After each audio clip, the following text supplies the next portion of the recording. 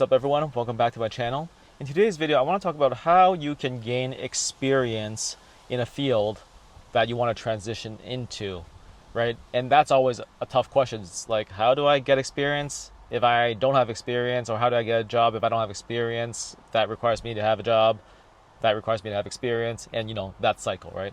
So really today's video I want to talk about what are some alternative ways for you to get that experience and to start signaling to the hiring managers that, hey, you are the right person for the role and that you are ready to take on this career change. And so without further ado, let's get started. The first way that you could gain experience is to take courses, right? And that's an obvious one.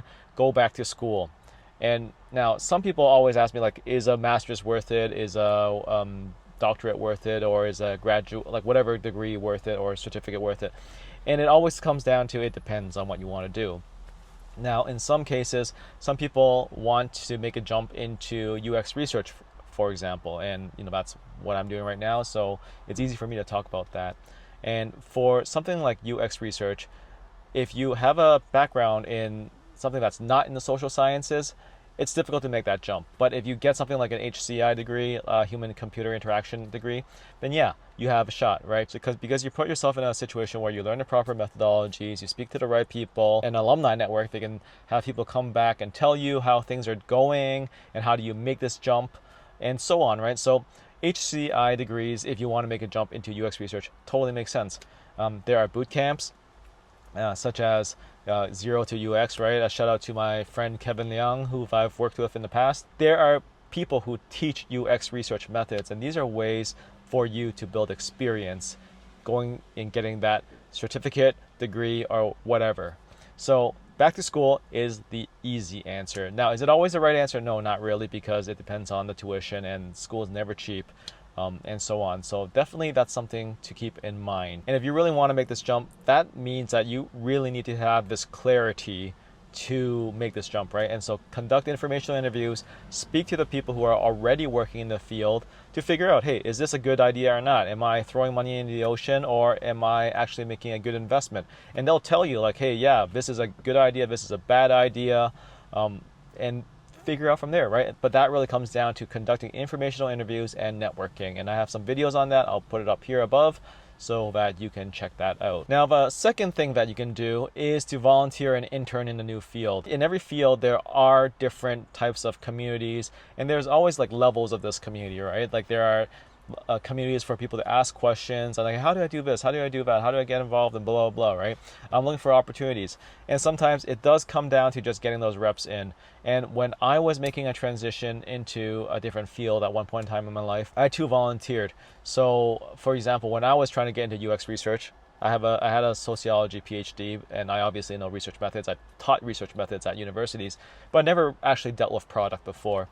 And so for me to get that experience in dealing with product and conducting studies and so on, I reached out to some of my friends who run a Web3 company, or someone who ran a design company, and I asked, like, hey, can I run some studies for you? I'd love to help you out on a one-off basis, and what kind of things I can help with, right? I also did some consulting on the side with a nonprofit in local Toronto because they needed it, right? And so there are a lot of opportunities for you to build this work experience as long as you're willing to put in the effort. Of course, you got to be careful you don't get taken advantage of. None of this I'm doing this for exposure kind of stuff. Like, you really want to set the scope. Like, this is the scope of my responsibilities, this is how I'm helping for this project or this particular engagement, and just frame it that way, and then have a clear deliverable. Like, this is the deliverable, I'll deliver it to you, but you gotta make sure I can have that as part of my portfolio, right? So that I can show it off in the future. If people are asking, hey, what did you do for someone else? And then you can have something, oh, this is what I did for this volunteer case. And of course, you gotta make it clear in the interview that it was a volunteer gig, right? But that shows the sincerity that you really put in the effort, and you really want the extra mile to get those reps in so that you can build these skills and so on. So definitely consider volunteer and internships as an opportunity. And perhaps you volunteered and got some internships and so on. Now, the third thing that you want to consider is side gigs and freelancing. And there's a lot of talk about the future of work being all freelance and so on. A bunch of statistics saying, oh, in the future, 90% of America is going to be freelancers and yada, yada. I don't know if that's going to be true. I'm not a futurist or so on, as much as I aspire to be one. But the fact of the matter is, freelancing is a thing. There's tons of opportunities. You can go on Upwork, you can go to Fiverr. These are all places where you can freelance and find opportunities to get paid gigs. Now, those are also ways to work with real clients to get paid while you are still building up your experience and just building up your chops to make this transition to a new field. I generally do not recommend people to quit their jobs to transition to a new field, because generally that's just a bad idea unless you go to school and you're pretty much like there's a clear structure and a clear plan to make this transition. But if you want to just build those reps and get the experience in, then definitely I would highly suggest getting paid gigs, side gigs, freelancing as things to consider. And the fourth and final thing I would recommend is shadowing professionals in the industry. And what that means is it entails you to make some networking and connect with people so that they are willing to trust you to follow them into their workplace and that you can learn about what they do. Now, obviously this depends on the field. So for example, if you want to get into real estate and you want to shadow someone, then yeah, it's pretty easy to reach out to a real estate agent, build that connection. It's like, hey, can I shadow you for a day? They generally probably run their own business, or they have a lot of autonomy, and those are people who are easy to shadow. If you're asking like a computer engineer from whatever company, it's probably hard to bring you into their company, but you can also see like, hey, if they're working from home, there might be an opportunity to shadow there, right? And so that's always something you want to consider. Like, can I shadow this person? Is this field appropriate for shadowing? And if it's not appropriate, then that's too bad. But if it is appropriate, then that's an opportunity to consider, right? Build those networks, informational interviews, ask for shadowing opportunities, and so on. The fifth and final thing would be personal projects. Now, personal projects are different from freelancing and volunteering.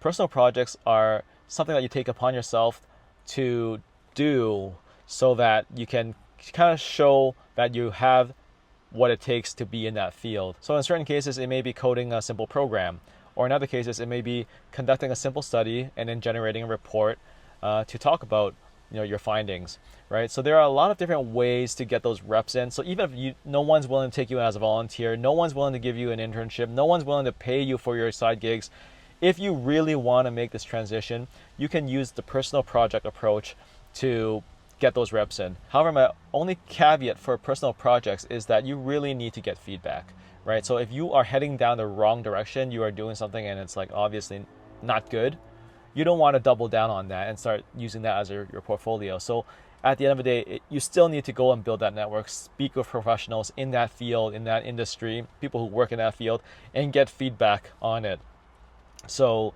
that whether something is good or not, and whether you even want to put that into your portfolio or resume or wherever, right? LinkedIn, that LinkedIn featured section. There's so many places that you can put your stuff. And that's it. That's 5 ways to gain experience when transitioning to a new field.